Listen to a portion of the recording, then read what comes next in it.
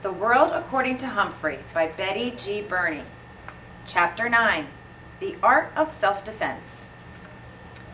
Okay, I was having a great week, no doubt about it. Not only did I get the blue ribbon on Wednesday, but on Thursday the class got a long letter from Mrs. Mack. She included a picture of her standing by a waterfall next to some very strange-looking creatures. They looked like hairy pigs or raccoony dogs. "These are coatis," Mrs. Brisbane said, reading from the letter, pronounced coatis. The coatis looked weird. Mrs. Mack looked gorgeous, especially with all the red, yellow, and orange flowers surrounding her. How I wished I could be there with her, except maybe for the fact that those coatis might not be hamster-friendly. At the end of her letter, Mrs. Mack wrote, "So farewell to all my wonderful friends in room 26, especially the small one with the big heart, Humphrey." Sigh, sigh, sigh. Though the thought of Mrs. Mack made me happy, the weekend was coming up soon, and I always felt a little nervous about where I'd be spending it. When it was decided on Thursday that I was going home with the Golden Miranda, I meant Miranda Golden, I was so excited. I only got an 83% on my vocabulary test. Saya got 100%. I know, because this time when Mrs. Brisbane asked who got 100%, she raised her hand. I always figured that Miranda lived in a castle because she reminded me of a fairy tale princess in disguise. Wherever it was, it had to be wonderful if Miranda lived there. Well, Miranda's home wasn't exactly a castle, but it was very tall.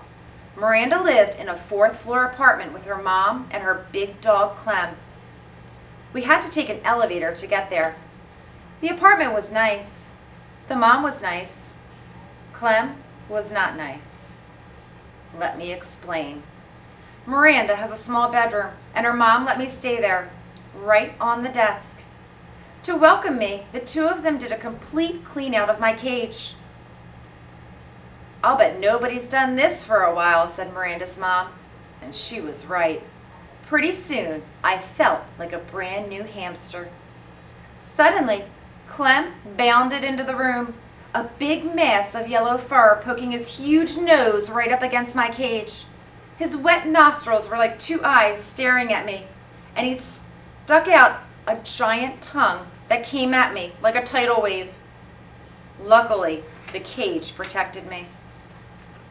"Mom!" Miranda yelled. "Please get Clem out of here!" Thank heavens Mom took Clem out for a walk in the park while Miranda showed me her room. She held pictures of her friends and family up to the cage so I could see. Her dad, her stepmom, her grandparents in Florida. Next, she introduced me to her goldfish, Fanny. She wasn't much of a conversationalist. I squeaked, "Nice to meet you, Fanny." And she said, "Blub."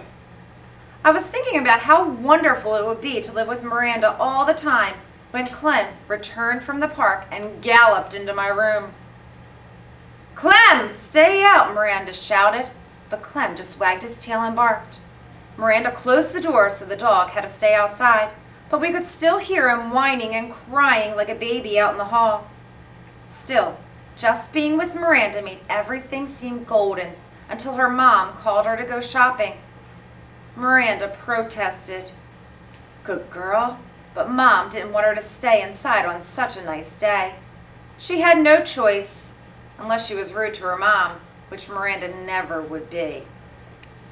"I won't be gone long," Miranda told me, "and I'll make sure the door is shut tightly so Clem can't get in." Everything would be all right, I assured myself. After all, Miranda had said so. I was all set to get in a good daytime snooze. But as soon as the door to the apartment closed, Clem started whining outside the room. I could hear his big paws up on the door, trying to push it open. I was a little nervous, but Miranda had assured me that I'd be all right. After all, she wouldn't be gone long. Then I heard it, the slight turning of the doorknob as Clem flung himself at the door repeatedly. What a barbarian he was. Suddenly, the door swung open and Clem burst in. and ran straight to my cage. I tried to distract him by spinning on my wheel. I can do that for hours if necessary. I thought the spinning wheel might even hypnotize him, like an old movie I'd seen with Mrs. Mack. Mrs. Mack, where was she when I needed her? But apparently all that spinning just excited Clem more.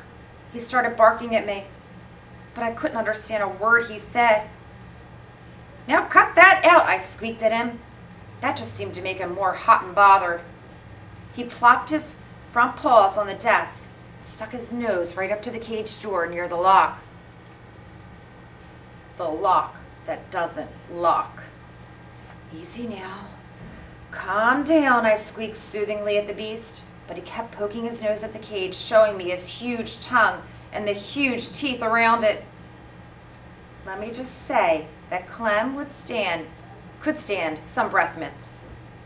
He poked the lock again and again. I knew if he jiggled it enough, the door would swing open, and I'd be history. Poor Miranda would never know what happened to me. She might even cry. I couldn't stand the thought of Miranda crying. I hopped back on my wheel and started spinning with all my might, hoping to buy some time. Clem pulled back for a moment and stared at the wheel going round and round. Let me just say I'm glad that Clem is about 2 quarts low in the brain department. Phew, I'm a good spinner, but I was getting worried about how long I could keep it up when Golden Miranda rushed in. She never looked more beautiful to me than at that moment. "Clem, stop it!" she shouted in a very firm voice. "Bad boy!" Clem raced to her side, wagging his tail. Miranda's mom dragged old Clem out of the room and closed the door behind her. Phew, phew, phew. Miranda was so sorry. She opened the cage and rushed in to pick me up. "Poor Humphrey," she said, hugging me. She set me on her desk and stroked me gently with one finger. "I'm so sorry, Humphrey. So sorry." Ooh, I don't know what felt better, the petting or Miranda's soothing words. Miranda felt so terrible about what had happened, she let me play on her desk. She lined up books all along the edges so I wouldn't fall off. Then she let me wander around and see the sights. A desktop is a very interesting place, in case you've never explored one. Miranda's desktop had a big cup with hearts all over it. The cup was filled with pencils. Ah, pencils smell so sweet. She had a round silvery container of paper clips and a square purple container of rubber bands. She had lots of paper in a pink box, and she had a great big fat dictionary. I could really use one of those. I wondered if they make doll-sized dictionaries you can hide behind a hamster's mirror. Miranda giggled as she watched me checking things out. When I tried to climb into the paperclip box, she stopped me with a finger. "No, no, Humphrey, these would hurt you." She did the same thing when I tried to roll in the rubber band box. "No, Humphrey, rubber bands can be very dangerous," she told me. Well, I guess I knew that. Hadn't Garth shot a rubber band at AJ last week and almost got sent to Principal Morale's office? Hadn't AJ held his arm and said, "Oh," when the rubber band hit him? Anyway, I really enjoyed my time on the desk until I heard Clem barking. Then I made a beeline for home. "Oh, Humphrey, I won't let Clem hurt you. Honest," Miranda assured me as she gently helped me back into my cage. I believed her. I really did. But when it was bedtime and Miranda's mom came into the room to say goodnight, she said some words that sent a chill up my spine. "Don't forget, we're going to the Nicholson's house tomorrow night," Miranda protested. "I hate to leave Humphrey. Clem gives him such a hard time." "We'll lock the door this time, honey. He'll be okay," her mom said. "And tonight, Clem will be in my room." After her mother left, Miranda assured me that Clem loves to sleep in Mom's room. "But if anything happens and you get scared, you just give me a squeak," she told me. "Don't worry, I will," I assured her. I didn't sleep that night. For one thing, the stars on Miranda's ceiling glow in the dark, and they're so beautiful, I couldn't take my eyes off of them. For another thing, well, I'm nocturnal. But mainly, I didn't sleep because I was worried about Clem. After My experience that afternoon, I believed that no lock could hold him back. And how could a little hamster fight back? What weapon would I have against a big, hairy, bad-breathed, small-brained creature? What weapon indeed? I had an idea. Clem hadn't made a peep for hours, so I took a chance and quietly opened the lock that doesn't lock and dashed across the desktop to pick my weapon, just in case of another encounter with Clem. Then I scampered back to the cage with it and quietly closed the door. I hid my weapon behind my mirror next to the notebook where no one could find it. Then I managed to get 40 winks or so of sleep around sunrise. Miranda and her mom kept Clem out of my sight all day until it was time for them to go to the party. "I'm still worried," said Miranda. "I'm locking your door with a key on the outside," her mom said. "I'm locking Clem in my room. And Humphrey's cage is closed, right?" Miranda checked it. Everybody always checked it. It always seemed locked from the outside. It even makes a clicking sound. But from the inside, believe me, it's a piece of cake to open. Miranda seemed satisfied with the arrangement, but I wasn't. So I remained on high alert all that afternoon and evening. And here's what happened. After Miranda and her mom left, Clem barked for a while. Then I heard jiggling and jogging for an hour. Next, I heard big hairy feet padding down the hall toward Miranda's room. Toward my room. I sucked in my breath and waited.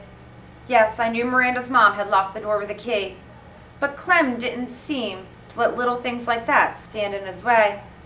The doorknob squeaked and rattled. It twisted and turned. Nothing happened. But that didn't seem to bother Clem the barbarian. He jiggled, rattled, and twisted it some more. When he got tired of that, he threw his whole body at the door. And then, very slowly, the door opened.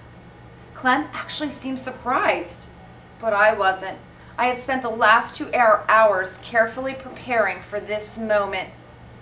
Now that my heart wasn't going thump, thump, thump very loudly, even Fanny the fish seemed nervous. Clem trotted right up to my cage and stuck his big wet nose up to it. "Stay away! Keep your distance," I squeaked. "I'm warning you." Clem wasn't discouraged one bit. "Woof," he barked, sending a foul cloud of doggy breath my way. I didn't even flinch. He barked a few more times and then began poking his big nose against the cage door. I wondered if he actually knew that the lock was broken. The time had arrived to put my plan into action. I was in grave danger and I had no choice. I would only have one chance at Clem because I had only one weapon, a rubber band. It had taken me a long time to get it hooked around the edge of my food dish. Now, I carefully pulled it back as far as I could, aiming it directly at those big doggy nostrils. "You asked for it, beast," I squeaked. Then I let it loose. The rubber band snapped and sailed through the air, hitting Clem squarely on the nose. He yelped like a baby and raced out of the room as if he'd seen a ghost. Too bad I didn't still have my ghost costume. That would have been a really nice touch. I guess Clem wasn't as dumb as I had thought, because he had never even tried to come back in the room again. Of course, Miranda and her mom were really puzzled when they came home and found both bedroom doors unlocked, and Clem cowering under the living room sofa. "I don't get it," said Miranda. "Humphrey looks just fine. Maybe it was a burglar." But Miranda's mom checked the closets and drawers and nothing was missing. Now that's a mystery," said Miranda's mother after she searched the whole apartment. Miranda stared at me, shaking her head. "If only Humphrey could talk," she said. "But I can if you'd just listen," I told her. "I bet you'd have a lot to tell us," Miranda continued, not understanding my squeaks. "Yes, I do," I thought. "Enough to fill a book." Tip 9. Hamsters do not enjoy contact with other animals. A cat or dog may eat a hamster, or at least do it bodily harm.